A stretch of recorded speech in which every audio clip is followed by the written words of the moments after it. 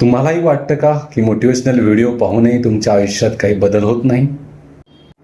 खूप लोक मला म्हणतात, सर हे मोटिवेशन 2 दिवस टिकतं आणि मग पुन्हा जुनं रुटीन सुरू होतं.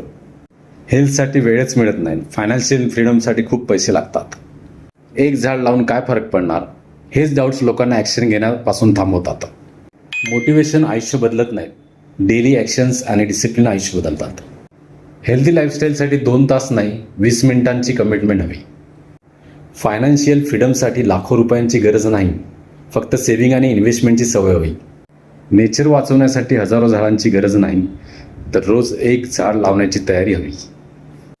मोठे बदल नेहमी छोटे ॲक्शनपासून सुरू होतात. मी गेली अनेक वर्षे motivation, healthy lifestyle, financial freedom, mindset, nature यावर काम करत आहे. मी एक गोष्ट शिकलो, सक्सेस मिळवणारे लोक परफेक्ट नसतात, ते कन्सिस्टंट असतात.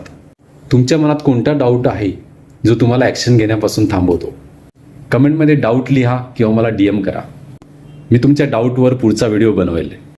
फॉलो करा, कारण पुढच्या व्हिडिओमध्ये मी सांगणार आहे कन्सिस्टन्सी कशी करायची आणि ती कंटिन्यू कशी ठेवायची. नमस्कार, मी विनोद प्रकाश खोलते, एक मोटिवेशनल स्पीकर.